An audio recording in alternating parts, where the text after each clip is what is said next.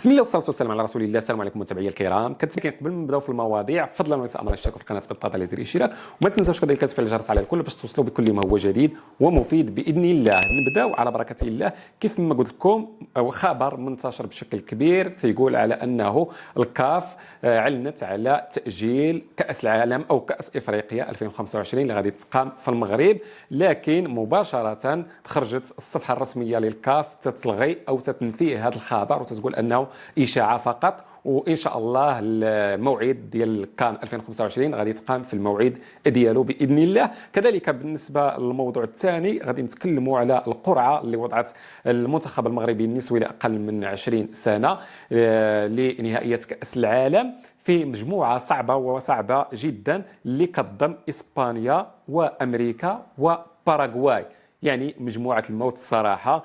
هذه المجموعة الثالثة اللي جاء فيها المنتخب المغربي. أما بالنسبة لباقي المجموعات عندنا المجموعة الأولى كتضم كولومبيا، أستراليا، الكاميرون والمكسيك، كذلك مجموعة قوية. المجموعة الثانية اللي كتضم فرنسا، كندا، البرازيل وفيجي، كذلك مجموعة قوية حتى هي. المجموعة الثالثة اللي كتضم إسبانيا، الولايات المتحدة الأمريكية، الباراغواي والمغرب. هذه هي المجموعة الثالثة اللي فيها المنتخب المغربي النسوي. بالنسبة للمجموعة الرابعة كتضم ألمانيا، فنزويلا، نيجيريا، منتخب إفريقي، كذلك نيجيريا منتخب قوي جدا، كوريا الجنوبية. أما بالنسبة للمجموعة الخامسة كتضم اليابان، نيوزيلندا، غانا والنمسا، كذلك كتضم فريق إفريقي. بالنسبة للمجموعة السادسة كتضم كوريا الشمالية، أرجنتين، كوستاريكا وهولندا. هذه هي المجموعات، هذه هي القرعة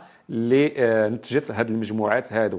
بالنسبة للموعد غادي تكون هذه الدورة في كولومبيا كيف ما قلت لكم، وبالضبط في مدينتي بوغوطا، وكذلك في العاصمة بوغوطا ومدينتي كالي وميدلين، في الفترة اللي غادي تكون ما بين 21 غشت و 22 شتنبر من نفس السنة الجارية وهي سنة 2024.